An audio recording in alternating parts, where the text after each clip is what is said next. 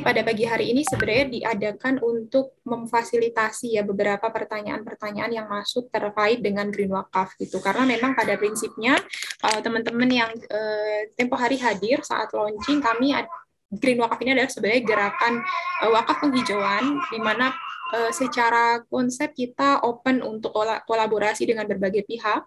Jadi sebenarnya secara konsep Green Wakaf ini mempertemukan ya antara teman-teman penggiat wakaf, lalu juga teman-teman aktivis lingkungan dan juga teman-teman penggiat renewable energy baik di Indonesia maupun diaspora Indonesia di berbagai negara gitu. Dulu orang bilang kita sedang hidup di surga. Tongkat kayu dan batu bisa jadi tanaman. Tapi di mana surga itu sekarang? Bumi kita sekarang sedang meradang. 14 juta hektar lahan kritis, dan sangat kritis adalah lahan kita. Bencana alam menelan banyak korban jiwa. Ketika musim berganti, kekeringan ekstrim menanti. Ketika yang lain terlepas dari banjir, sebagian lain harus antri air. Ini semua masih belum terlambat. Tanah surga ini bisa kembali jika kita peduli.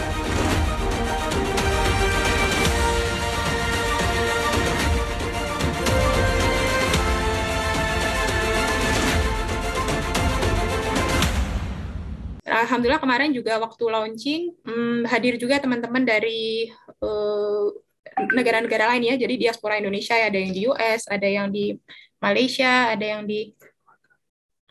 yang di daerah lain juga di Indonesia juga. Alhamdulillah responnya sangat baik. Jadi hadir juga dari KNIKS juga hadir, dari Bank Indonesia juga hadir. Bahkan kemarin kami habis meeting follow up juga meeting dengan Bank Indonesia. Jadi insya Allah pada intinya kami juga sangat open kalau misalkan teman-teman ada dari lembaga, kemarin ada yang menghubungi eh, dari teman-teman aktivis lingkungan gitu ya, bagaimana nanti bisa bikin campaign bersama, lalu misalkan dari lembaga komunitas lain gitu, kami open untuk bisa kita kita tindak lanjutin dan skema kolaborasi dan kerjasamanya itu bisa kita diskusikan gitu. Jadi itu mungkin sekilas ya pengantar terkait dengan Green Wakaf. Jadi saya persilahkan loh teman-teman kalau misalkan ada yang ingin ditanyakan terkait dengan Green Wakaf. Kalau saya bisa menjawab, saya akan jawab. Kalau misalkan ada pertanyaan yang dari saya belum bisa menjawab, nanti saya akan teruskan insya Allah ke Ustadz Iqbal ya selaku inisiator dari gerakan Green Wakaf. Gitu. Jadi karena pada prinsipnya kami di Wasit, saya juga dari Wasit bekerja sama dengan tim Ustadz Iqbal yang sebenarnya secara teknis lebih tahu terkait dengan di ini ya, terkait dengan teknologi ataupun terkait dengan hal-hal yang sifatnya ya bisa dibilang teknologinya gitu, mulai dari teknologi penanaman, lalu misalkan juga oke, punten. Jadi intinya ini kalau dari sebagaimana kemarin yang acara launching juga hostnya dari Wasit ya dan juga dengan Yayasan Dana Wakaf Indonesia gitu. Jadi memang dari sisi Wasit lebih sebagai pendorong dan memang area kami di wakaf Ya. gitu. Jadi untuk yang sifatnya teman-teman boleh teman-teman yang co-host boleh bantu ini ya. Sebentar. Jadi dari sisi teman-teman wasit memang areanya kami adalah di wakaf. Jadi untuk technicalities terkait dengan energinya, lalu misalkan teknologi pengolahan nantinya dari tanaman ini terus nanti bisa jadi biofuelnya itu seperti apa itu insya Allah dari tim Ustadz Iqbal tahu lebih jelasnya gitu terkait dengan teknologi gitu. Jadi kami di sini juga saya personally juga menampung misalkan nanti ada teman-teman bertanya terkait dengan teknis teknologinya. Kalau dari saya sudah terinformasi saya bisa teruskan untuk menjawab, tapi kalau misalkan belum nanti saya akan tampung pertanyaan-pertanyaannya gitu. Jadi saya persilahkan jika ada yang ingin ditanyakan.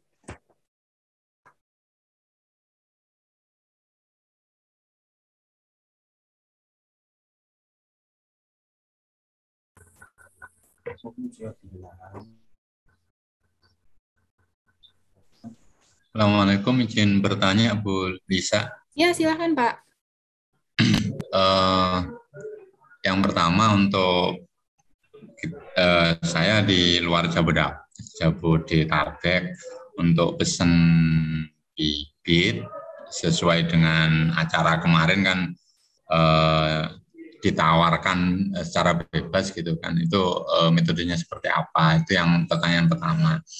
Terus secara teknis kemarin saya iseng ngobrol dengan mahasiswa, saya sampaikan ke mahasiswa saya itu. Terus lain hari mahasiswa saya nantang gini, Pak, kalau ada prospek tanah saya 200 meter persegi, bukan hektar, 200 meter persegi, siap ditanami gitu, siap ditanami asal tidak melebihi berapa 3 tahun atau berapa kemarin itu pertanyaan. Saya sendiri langsung nggak bisa jawab gitu, nggak bisa jawab soalnya ya tahu ada gerakan seperti ini gitu aja, nggak ada hal lainnya.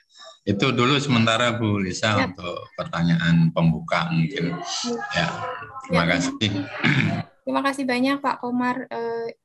Terima kasih sudah hadir juga kemarin waktu launching, juga terima kasih sudah hadir pada pagi hari ini ya. Jadi teman-teman, Pak Komar ini adalah salah satu Kaprodi, manajemen Prodi Zakat Wakaf di UIN Kudus ya Pak ya?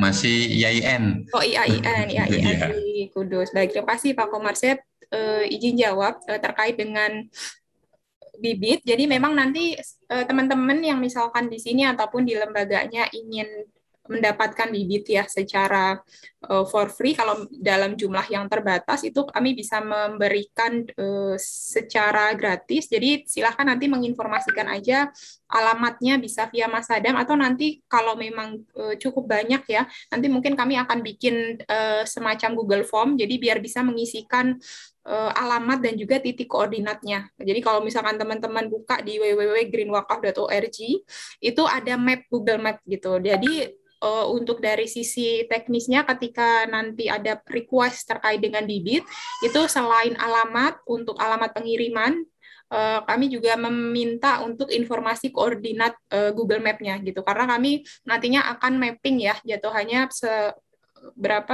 memonitor pohon tersebut di posisinya di mana gitu. Jadi nanti kita bisa tahu sebarannya di Indonesia gitu. Jadi makanya perlu informasi itu gitu, dan informasi PIC-nya gitu. Jadi nanti kita bisa monitor secara berkala kondisinya seperti apa gitu. Nah, sebenarnya tanaman ini, jadi kemarin juga sempat ada beberapa pertanyaan kalau misalkan jenis tanaman lain kayak gimana gitu. Nah, kalau dari Ustadz Iqbal sendiri dan juga tim yang R&D, memang untuk saat ini Green Wakaf akan spesifik hanya di satu tanaman, namanya tanaman tanamu atau nyamplung itu gitu, yang tempo hari sempat sempat ditampakkan dilihatkan Ustadz Iqbal bijinya dan juga olahan minyaknya gitu. Kenapa kita fokus di satu tanaman? Karena memang kita ingin membangun industrinya dari hulu sampai hilir, teman-teman. Sama kayak misalkan tanaman sawit, itu kan tanamannya cuma jenisnya satu gitu ya, tapi dia ditanam dalam jumlah lahan yang sangat luas gitu, sehingga bisa jadi industri minyak gitu. Nah, kita pengennya tamanu ini juga nantinya bisa dari hulu ke hilir gitu ya, dan produknya bukan cuma minyak gitu.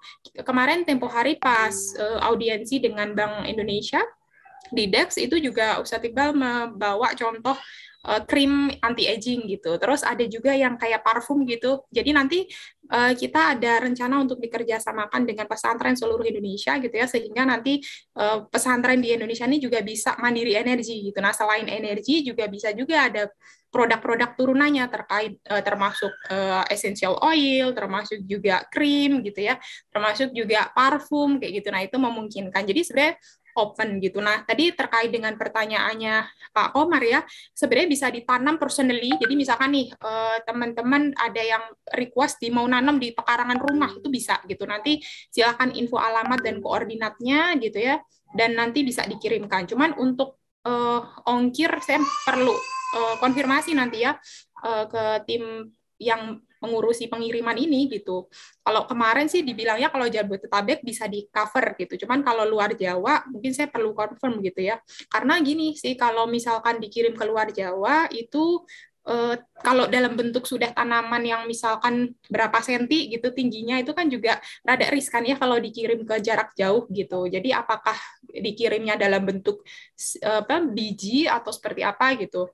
Yang penting nanti bisa diinfokan alamatnya aja gitu. Nah, kalau misalkan ada yang tadi ya pertanyaan dari mahasiswa Pak Komar, katakanlah ada lahan gitu yang kosong, yang available untuk ditanam, itu juga bisa. Cuman memang minimum itu 4 tahun Pak Komar untuk saat ini, karena untuk saat ini untuk sampai berbuah itu 4 tahun gitu minimum gitu. Walaupun sekarang sedang juga ada ini ya, sedang dilaksanakan riset juga di UGM, ada Prof siapa saya rada lupa namanya, tapi intinya sedang ada upaya untuk mempersingkat waktu sampai berbuah gitu. Nah, terakhir infonya bisa sampai 2,5 tahun gitu. Cuman ini kan masih dalam uji coba di lab gitu ya. Jadi untuk saat ini amannya sih minimum memang 4 tahun gitu. Dan 4 tahun ini juga itu setelah berbuah. Nah, nanti kan akan ada ini ya, akan ada waktu lagi untuk pengolahannya gitu. Sebenarnya kalau tidak terbatas waktu mungkin justru lebih fleksibel. Ini juga kami sedang mendata karena beberapa, jadi tempo hari kami kan juga ini ya memberikan link waktu acara itu siapa saja yang mau atau punya lahan gitu yang siap untuk dikerjasamakan, jadi semacam pilot project gitu.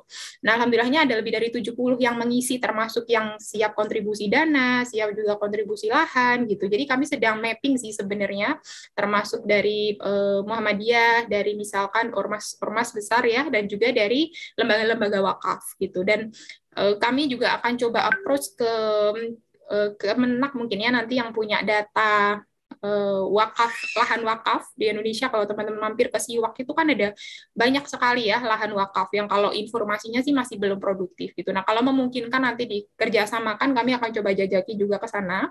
Tapi itu open. Jadi misalkan nih Pak Komar di kampus ya, di IAIN di kampus ada lahan yang nganggur juga, boleh juga kalau misalkan nanti bisa jadi semacam ini ya, untuk pembelajaran juga gitu ke mahasiswa, karena rencananya di Wasit itu juga nanti kami akan bikin riset kayak semacam action research gitu Pak, karena di Wasit kan memang think tank riset gitu ya.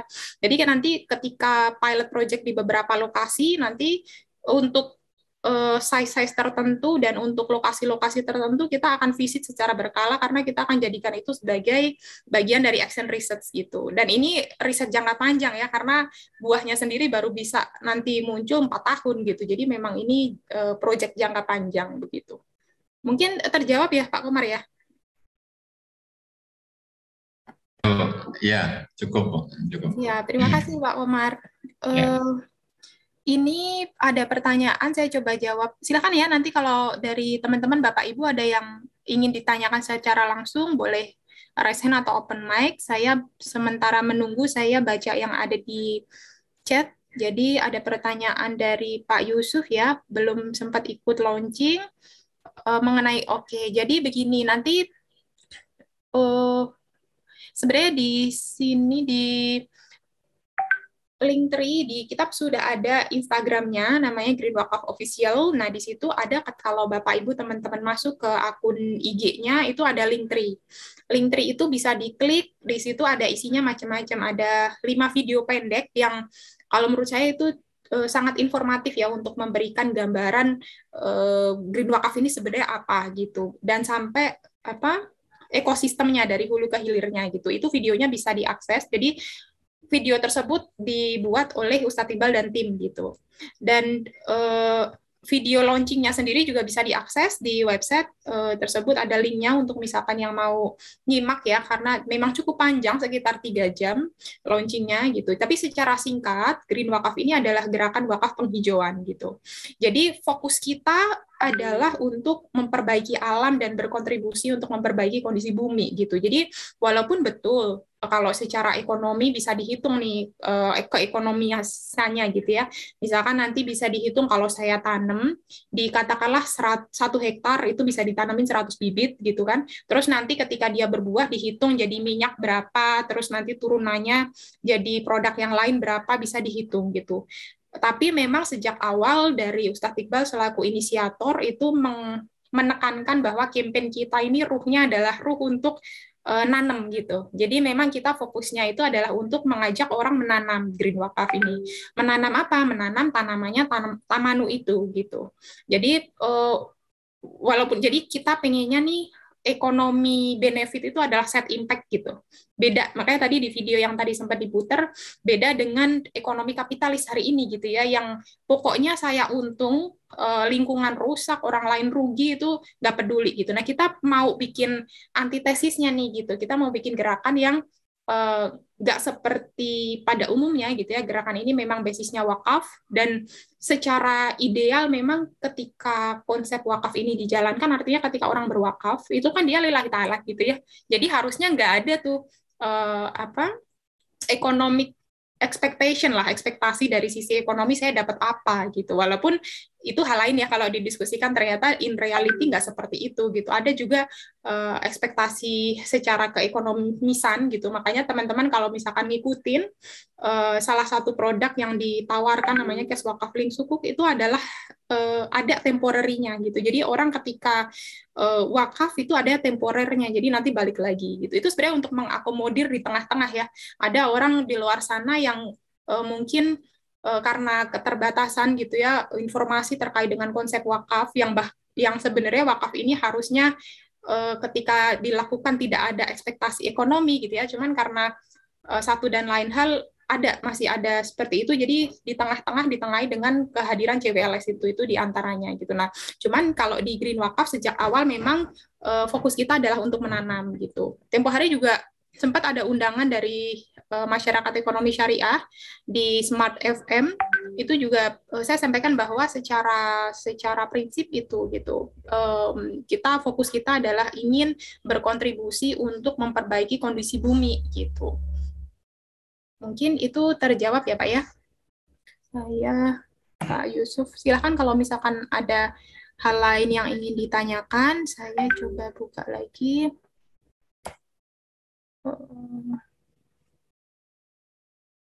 Oh ya, terus kemarin juga sempat ada pertanyaan via ini ya, via grup dan juga beberapa via Java terkait ini skema kerjasamanya seperti apa gitu. Jadi kita di Green Wakaf ini ada PIC Humas dan Publikasi, ada Mas Adam, ada PIC Humas ya, ada Mas Adam dan juga ada Syifa, ada nggak di sini? Nah, ada Syifa. Jadi nanti kita intinya kalau misalkan teman-teman ingin informasi lebih lanjut, ada yang ingin ditanyakan bisa menghubungi via Mas Adam atau bisa juga via DM di Instagram kita gitu.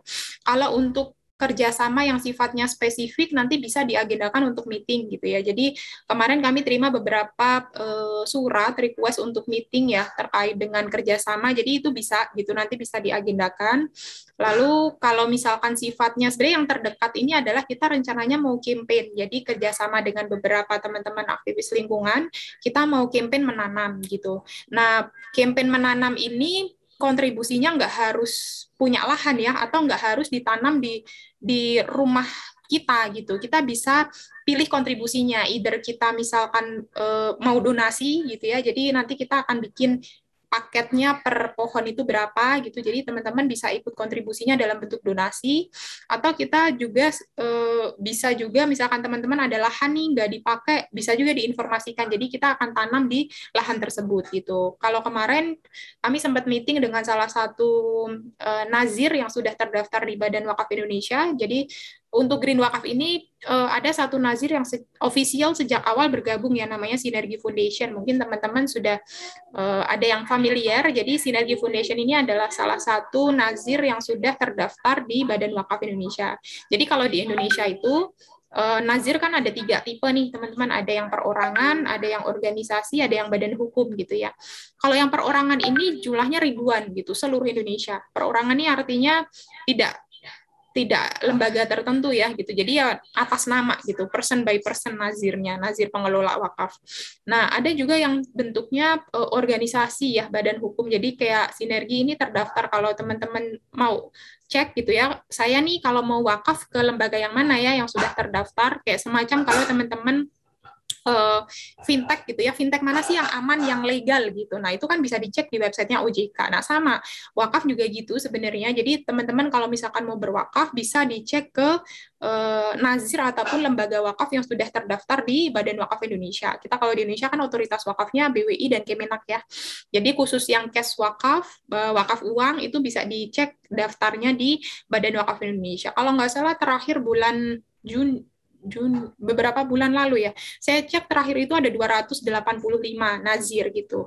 Nah, sinergi adalah salah satunya. Jadi artinya kita bekerja sama dengan nazir yang official sehingga nanti ketika teman-teman pun berwakaf atau kita juga kemarin sempat ada rencana mau bikinnya banding teman-teman ya. Jadi katakanlah teman-teman berdonasi 100.000 itu wakafnya 50.000 terus 50.000-nya donasi gitu. Kenapa mekanismenya begitu?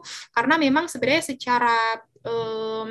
secara karakteristik wakaf ini kan kita harus maintain nih asetnya gitu. Jadi kemarin sempat ada obrolannya akan kita bikin bundling gitu.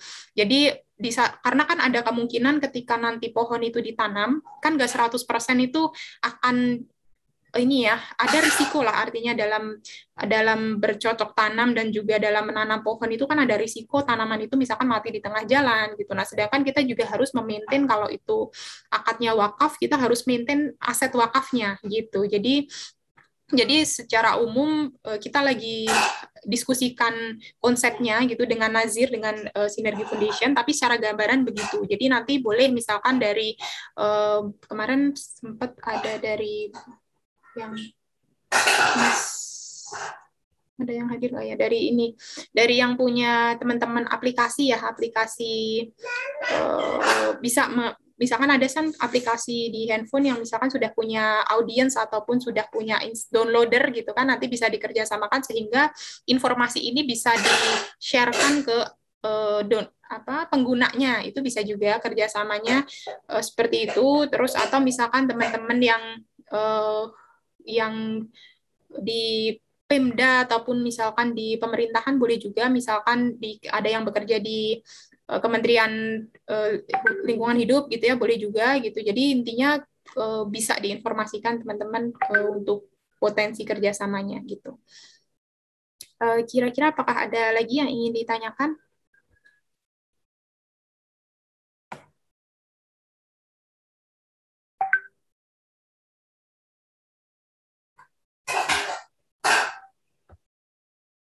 Silakan ya kalau misalkan ada yang ingin ditanyakan.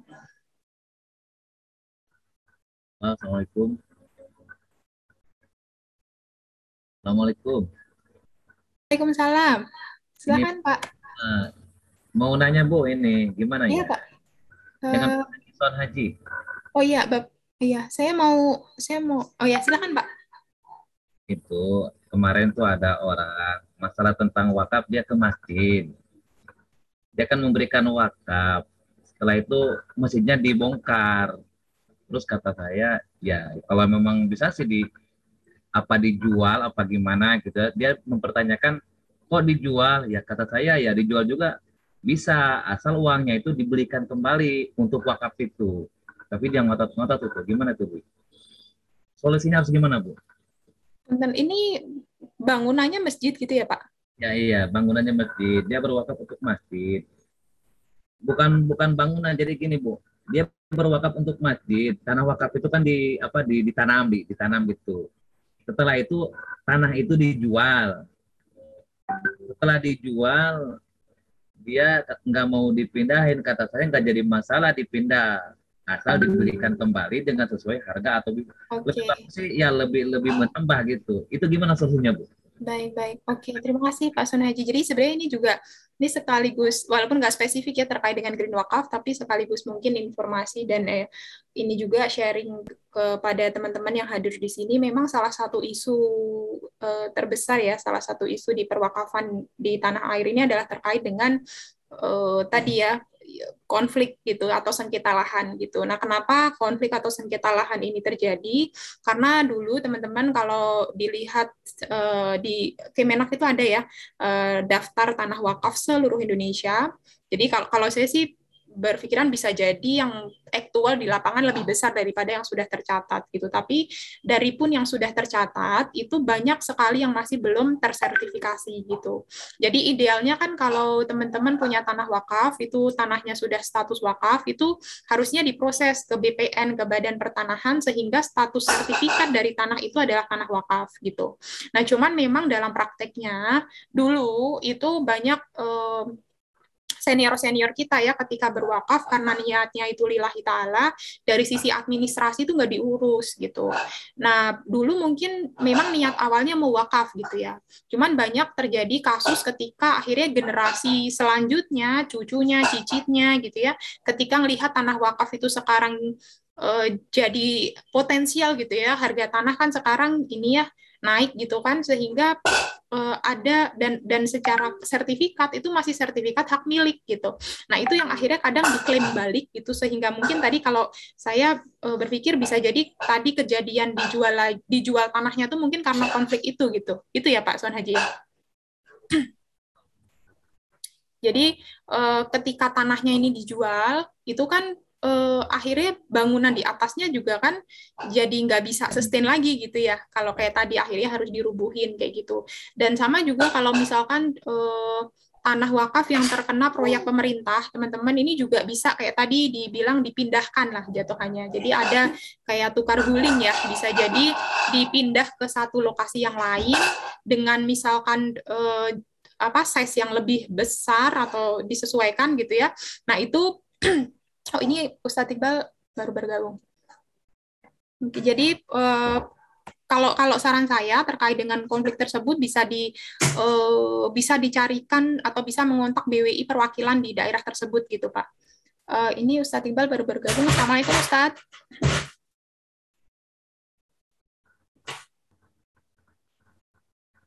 Ustadz masih mute bentar.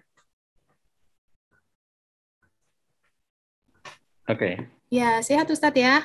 Alhamdulillah, maaf baru gabung karena baru selesai rapat. Iya Ustadz, terima kasih sudah berkenan bergabung. Ini tadi ada beberapa pertanyaan yang tadi saya sudah sempat coba jawab ya terkait dengan pengiriman. Tadi Pak Komar dari Kaprodi dari Manajemen Zakat Wakaf dari IAIN Kudus menanyakan untuk teknis pengirimannya gitu Ustadz, karena tadi ingin menanam juga ya Pak Komar ya, dan juga beliau sebagai Kaprodi mungkin bisa juga sebenarnya mengarahkan dan membantu mensosialisasikan program ini Ustadz ke mahasiswa-mahasiswinya gitu ya, karena kan prodinya prodi zakat wakaf gitu, jadi mungkin relevan juga gitu. Terus tadi ada pertanyaan juga terkait dengan konsepnya gitu, tadi saya sempat jawab ya sebagaimana video-video yang Ustadz sudah share itu gitu. Mungkin dari Ustadz ada yang ingin disampaikan Ustadz, monggo. Oke, bismillahirrahmanirrahim. Assalamualaikum warahmatullahi wabarakatuh. Mungkin saya hanya menekankan secara umum aja ya, nanti kalau ada yang mau ditanyakan khusus bisa. Tapi intinya yang saya mau menekankan dari pertanyaan-pertanyaan yang masuk itu adalah, pertama, niat kita, maka namanya green wakaf itu, fokus kita adalah menanam ya, fokus kita pertama menanamnya itu. Jadi bahwasanya nanti ada hasilnya energi dan lain sebagainya itu hasil samping ya. Karena kalau kita fokusnya ngejar energi, nanti nggak nanam-nanam. Karena kita akan sibuk ngitung yang ekonomis ini kan gitu. Jadi kita fokus menanam. Kedua, baru setelah kita fokus menanam, kita ada dua pertimbangan utama ya, yang ketika kita tanam itu apa itu. Satu adalah pertimbangan ekologi, kedua adalah pertimbangan ekonomi. Jadi yang kita tanam itu, pertama pertimbangan ekologi harus berdampak baik terhadap lingkungan. Harus bisa menghijaukan bumi yang di Indonesia kita identifikasi ada 14 juta hektar yang gersang tadi. Yang paling efektif apa gitu. Itu dulu yang kita pilih. Maka jatuhlah Tamanu itu. Nah, setelah itu baru pertimbangan ekonomisnya. Nah, pertimbangan ekonomisnya setelah kita nanam Tamanu gimana ekonomisnya? Nah, maka kita kaji lagi, kita teliti. Mana sih yang paling efektif hasilnya Tamanu ini kita arahkan untuk siapa? Ternyata pilihannya hasil pendalaman kita bukan pada bahan bakar. Bahan bakar itu konsumsinya banyak, biayanya besar, tapi hanya kontribusi sekitar kurang dari 10% pendapatan, potensi pendapatan. Potensi pendapatan terbesar justru yang kita bisa olah langsung menjadi bahan baku untuk industri wellness. Jadi industri wellness itu industri yang lebih besar dari industri farmasi di dunia. Yaitu mulai dari parfum, kosmetik, segala macam lah. Kalau zaman sekarang itu anti-aging yang sangat populer dan sebagainya. Skincare dan lain sebagainya. Itu yang terbesar dari dari produk Tamanu ini gitu, yang paling menarik gitu ya si ini. Nah, terus kemudian industri farmasi. Setelah itu baru termasuk bahan bakar tadi dan sebagainya. Nah, jadi kita menanam ini pertama gerakan menghijaukan yang dampak ekologinya bagus. Nah, terus kemudian baru ini tadi. Nah, hal-hal teknis kayak pengiriman dan lain sebagainya itu selalu bisa kita solusikan. Insya Allah kalau misalnya di Kudus mau nanam, Kudus itu justru Tamanu itu dulu diperkenalkan dari Kudus, Sunan Kudus yang nugasi putranya Sunan Muria untuk berdakwah ke Karimun Jawa dulu gitu ya. Tapi kalau di sana belum nggak ada bibit, bisa kita suplai dari sini, nggak masalah gitu ya. Yang sekarang banyak tanamannya itu di Sumba sama di beberapa pulau di Madura ada, di banyak gitu. Jadi itu secara umum yang gitu. Nah, produk-produknya sudah kita pikirin ya, yang saya sebut wellness tadi misalnya. Yang produksi terbesar saya lagi bicara dengan industri Maklun untuk mulai memproduksi ini untuk wellness industrinya ini yang kemarin yang akan kita kirim ke BI kurang lebih si anti aging yang kita produksi dari itu. Jadi meskipun kita hanya punya satu pohon pun kita bisa produksi something gitu loh, yang kita tekankan gitu ya. Orang bisa memproduksi ini untuk bahan bakar, bisa untuk bisa kan gitu ya ini. Jadi nggak harus nanam dalam jumlah besar. Hanya keberadaan Pertamina yang akan membeli produk akhir kita untuk yang segmen industri tadi tentu memperkaya dari solusi yang kita terapkan. Tapi kita juga tidak tergantung pada mereka. Nanti kalau tergantung pada mereka, kalau mereka nggak beli, kita nggak nanam kan gitu. Jadi kita nggak boleh tergantung pada satu pihak gitu. Mungkin itu Bu yang saya tambahkan. Mungkin boleh ini ya Ustadz tadi terkait dengan pertanyaan yang masuk juga via DM terkait dengan misalkan nanti pengolahannya. Jadi katakanlah kita sudah menanam gitu Ustadz. Terus nanti ke depan itu bagaimana sih cara nanti diolahnya? Apakah nanti akan tersentralisasi di satu tempat atau misalkan seperti apa gambarannya? Tidak. Jadi kita akan ajarkan siapapun yang menanam, kita akan ajarkan cara mengolahnya, mengoptimalkan itu, gitu ya. Yang misalnya ya tergantung produk yang dibidik. Kalau hanya mau jadi minyak saja, gitu ya, minyak wangi yang biasa dipakai di pesantren-pesantren itu, misalnya pesantren mau nanam seperti yang di BI kemarin rencananya kan dia menggerakkan pesantren untuk nanam ya.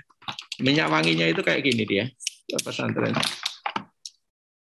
Jadi minyak wangi yang di botol-botol gitu ya, botol-botol kecil gini ya, di botol-botol kecil ini sederhana sekali alatnya gitu. Jadi bisa kita langsung ajarkan di pesantren-pesantren untuk bisa memproduksi minyak-minyak wangi kecil gini kan gitu ya. Ini yang biasa dipakai pesantren dipakai sendiri bisa. Ini gitu. Tapi kalau misalnya mau jadi yang tadi istilahnya anti aging dan lain sebagainya. Nah itu butuh ekstraksi ya, jadi butuh teknologi sedikit gitu ya. Tentu dia butuh knowledge yang berbeda. Nah itu butuh yang skala lebih besar kan gitu ya. Jadi tergantung kita sesuaikan aja Bu. Nanti mau di gitu. Kalau hanya untuk produksi sabun dan lain sebagainya ya di tingkat pesantren bisa, nggak masalah ininya. Kalau menjadi bahan bakar, nah itu targetnya minimal harus ada 100 hektar misalnya kayak gitu. Tapi kalau hanya untuk jadi bahan industri tadi, wellness atau minyak wangi dan lain sebagainya itu satu pohon pun bisa, enggak masalah. Ini.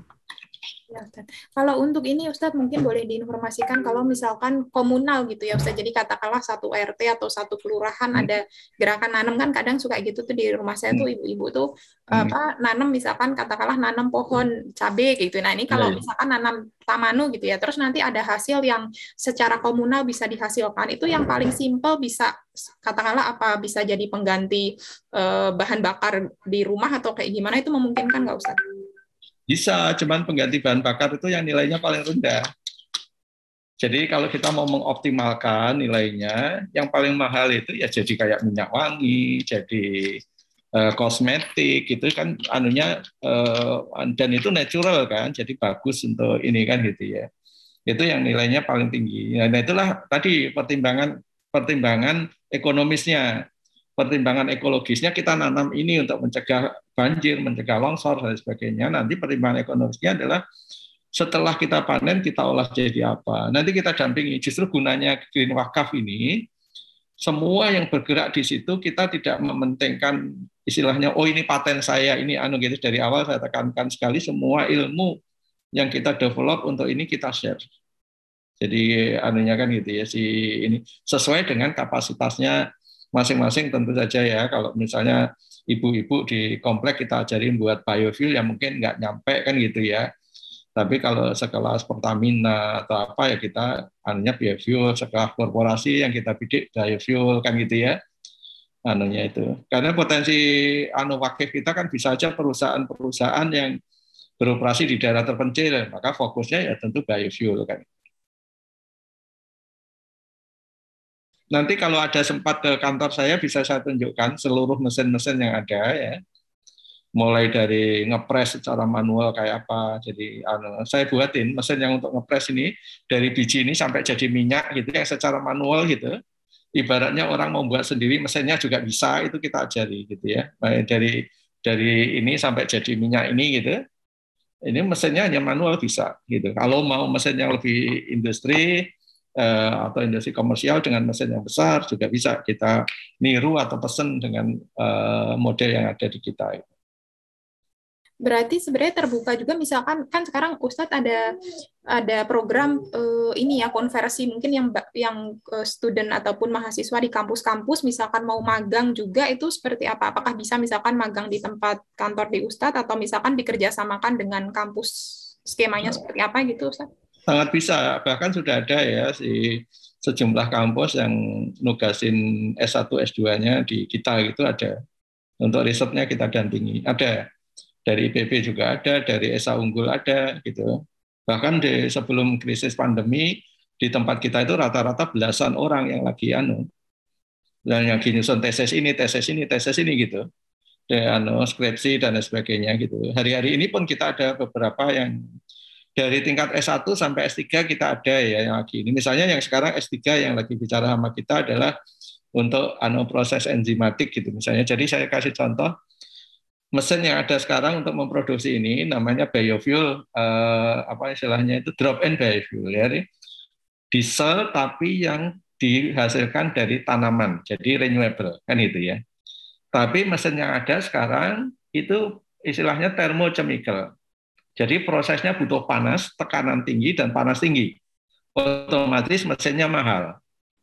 Maka saya bilang sama teman-teman para peneliti di S3 umumnya, kalau kita bisa ketemu enzim yang tepat, kita bisa memproses dengan proses enzimatik.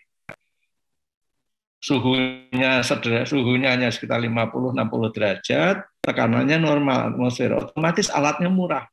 Kuncinya adalah ketemu enzim tadi. Enzimnya sekarang udah ketemu, 3 enzim ini yang bisa berperan.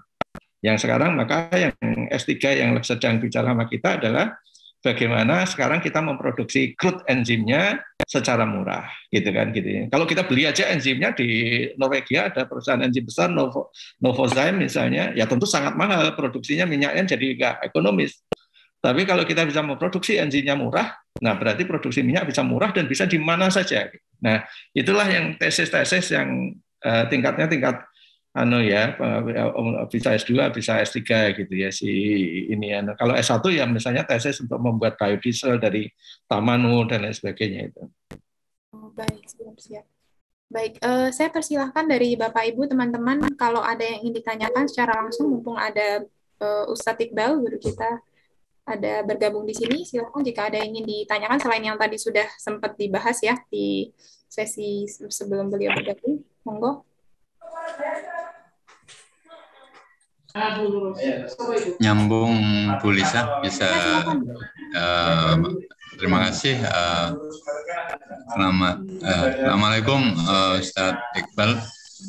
Kaitannya dengan tanam tadi biasanya kalau pendekatan kali ini kan sisi ekonominya yang lebih dahulu dibanding sisi maslahah nih, artinya ngikuti perkembangan artinya permintaan masyarakat. Cuma dari sisi apa namanya, sisi maslahahnya akan tetap ngikut gitu.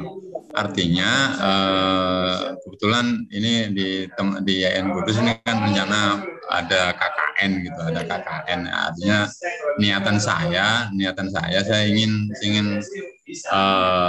ingin mendalami ini. Plus yang saya tanyakan itu apakah ada kelas lah, artinya pelatihan yang mulai menanam terus menanam dulu lah paling enggak dari sisi perawatannya dan seperti apa, kan harus ada edukasinya terlebih dahulu gitu, sehingga kita mampu untuk ngomong ke masyarakat bahwa pentingnya menanam untuk kemaslahatan bersama dan lain sebagainya. Itu yang ingin saya tanyakan, adakah edukasi tanam menanam paling enggak. Kalau untuk ekstrak, untuk menjadikan minyak wangi dan lain sebagainya kan nanti setelah 4 tahun, 5 tahun gitu. Tapi untuk kaitannya tanam-nanam, kalau bahasanya nyamplung itu saya ingat waktu kecil, kalau sekarang ya menemui tanamannya ya sulit juga sekarang ini juga. Emang sulit Pak Iqbal itu. Terima kasih. Terima kasih Pak. Silakan Ustadz Iqbal. Jadi gini, di kita sebenarnya kalau di luar pandemi Pak selalu menerima tadi tamu-tamu yang pengen belajar menanam dan lain sebagainya, itu kita sediakan Pak. Karena di kita ada membibit yang sangat banyak di tempat kita ya, di kantor saya sendiri sama di kebun percobaan kita membibit sangat banyak. Jadi masyarakat yang pengen tahu, belajar bisa langsung nimbrung saja ketika kita membibitkan gitu. Itu jadi langsung belajar sampai praktek gitu ya, secukupnya sampai dia bisa. Kalau sekarang datang juga bisa, tapi nggak bisa banyak-banyak ya. Jadi 1-2 orang datang bisa, silakan kapan saja. Nanti belajar sampai A sampai Z, nanti terus diajarkan ke temennya dan lain sebagainya. Kalau nggak bisa seperti itu, bisa juga saya kirim bibitnya Pak, yang biji-biji ini saya kirim bibitnya ini. Terus kemudian saya kasih panduan caranya membibit sejak dedernya, istilah Jawanya deder. Sejak dedernya kayak apa dan lain sebagainya nanti kita ajari dan kita pandu gitu kan Pak ya. Jadi intinya adalah berbagai cara kita untuk mendorong masyarakat bisa nanam itu insya Allah kita backup Pak. Jadi mulai dedernya sampai anunya gitu ya. Tapi simple kok dedernya ini ya, tinggal dibersihkan agar kulit anunya itu sampai bersih halus gitu supaya nggak jadi jamuran gitu kan.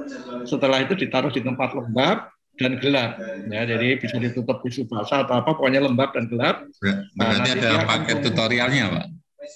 Ada, insya Allah ada. Ini nanti saya kirim tutorialnya, jadi supaya ini jadi tapi tutorial ini lebih mudah kalau nanti sambil dipraktekkan Pak. Jadi nanti saya kirim terus kemudian saya kasih tutorialnya itu how to do-nya gitu ya. Dengan cara itu nanti orang ada bedanya menanam dengan berilmu dengan enggaknya itu. Kalau bagaimanapun kan ya, anaknya petani gitu, tapi kan nggak tahu ilmunya gitu. Ya, jadi nuntut amal Pak. Jadi ilmu itu nuntut pengamalan. Jadi sambil diamalkan insya Allah akan semakin melekat ilmunya. Oke, terima kasih.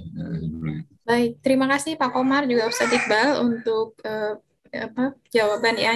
Jadi ini juga ada pertanyaan lagi nih sebenarnya sama terkait dengan yang tadi. Jadi untuk teknis pengiriman nanti bagi Bapak Ibu teman-teman yang hadir dan ingin mendapatkan bibitnya boleh nanti kita data ya, boleh hubungin Mas Sadang atau tadi via ini saya udah kirim di chat box itu, jadi ada link tree teman-teman Bapak Ibu bisa cek, bisa ngeklik di Green Wakaf Project ini. Jadi di situ ada beberapa termasuk video-video yang sudah dibuat oleh Ustadz Iqbal dan tim ya terkait dengan penjelasan dari hulu ke hilir, terus nanti basic terkait dengan Green Wakafnya itu informasinya seperti apa itu bisa didapatkan di sini, termasuk video launching kalau Bapak Ibu yang belum sempat hadir kemarin launching bisa disimak di situ. Kita mungkin ada 5 menit lagi ya sebelum kita tutup, kalau ada yang ingin bertanya secara langsung saya persilahkan. Nah jadi nanti di link tree ini ada satu isian namanya sustainable contribution, itu untuk mendapat atau mendata ya Bapak Ibu teman-teman yang ingin nantinya berkontribusi ataupun ingin kolaborasi program di masa mendatang, boleh atau ini ya join Green Wakaf ini gitu. Jadi nanti kita akan data dan kita akan mapping kira-kira tipe-tipe kerjasamanya seperti apa kayak gitu. Saya persilakan jika ada yang ingin bertanya langsung. Tadi rata-rata sih bertanyanya terkait ini Ustadz, yang termasuk yang beberapa masuk juga ya via DM dan juga di lewat wasit beberapa hari lalu, itu adalah terkait itu teknis pengiriman dan juga teknis penanaman. Jadi mungkin nanti kita akan upload juga ya Ustadz ya di sosmed kita terkait dengan video, mungkin bisa tutorial gimana cara menanam. Jadi setiap orang kalaupun ada lahan di pekarangan rumahnya bisa juga menanam gitu ya Ustadz ya. Dan juga terkait dengan bibitnya gitu. Untuk sementara ini berarti kita akan data alamatnya sehingga nanti bisa dikirimkan untuk bibitnya. Mungkin secara garis besar saya jelasin sedikit ya. Ya, silakan Ustaz. Bagi masyarakat yang di sekitar Jabodetabek yang bisa datang ke tempat saya, boleh membawa langsung bibit yang sudah saya siapin. Dan nanti tinggal ditanam dari bibit itu.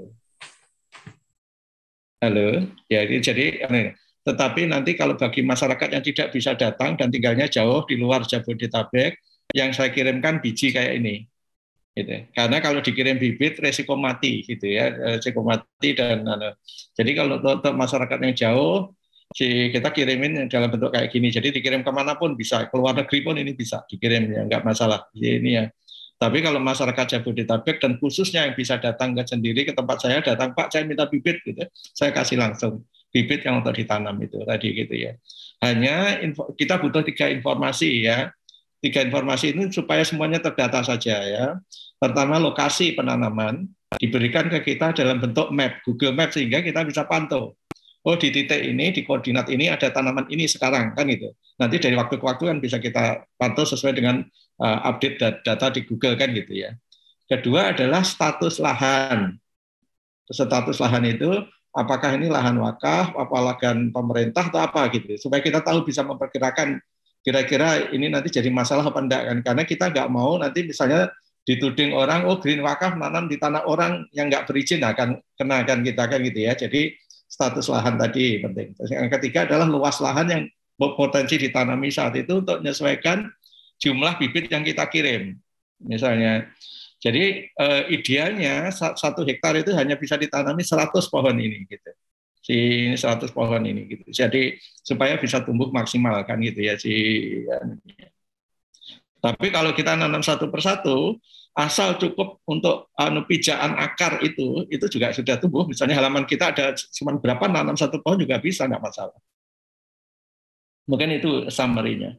Baik, terima kasih Ustadz sudah berkenan hadir dan juga sudah menjawab secara langsung ya pertanyaan-pertanyaan yang masuk. Mungkin kita cukupkan sampai di sini Ustadz. Mungkin nanti sebulan sekali bisa bikin semacam virtual sarasehan seperti ini ya Ustadz. Jadi bisa pertanyaan-pertanyaan dari teman-teman. Karena kadang kalau dijawab di grup kan kadang suka ketumpuk gitu. Jadi mungkin lebih efektif kalau kita bikin semacam diskusi sebulan sekali gitu, 1 jam gitu. Jadi teman-teman yang punya pertanyaan bisa berjumpa langsung juga dengan guru kita, inisiator Green Wakaf. Baik, terima kasih sekali lagi Ustadz Muhaimin Iqbal sudah berkenan hadir, juga teman-teman yang sudah berkenan hadir, nanti silahkan boleh di-share informasinya ke komunitas ataupun organisasi ataupun lembaganya ya. Pak Komar boleh juga share ke mahasiswanya, ke guru-guru dosen yang lain, nanti saya juga akan share ke teman-teman lain juga. Terima kasih kepada teman-teman panitia Green Wakaf yang sudah memfasilitasi diskusi kita pada pagi hari ini. Kita cukupkan sampai di sini, kurang lebihnya mohon maaf. Wassalamualaikum warahmatullahi wabarakatuh. Dulu orang bilang kita sedang hidup di surga. Tongkat kayu dan batu bisa jadi tanaman. Tapi di mana surga itu sekarang? Bumi kita sekarang sedang meradang. 14 juta hektar lahan kritis, dan sangat kritis adalah lahan kita. Bencana alam menelan banyak korban jiwa. Ketika musim berganti, kekeringan ekstrim menanti. Ketika yang lain terlepas dari banjir, sebagian lain harus antri air. Ini semua masih belum terlambat. Tanah surga ini bisa kembali jika kita peduli.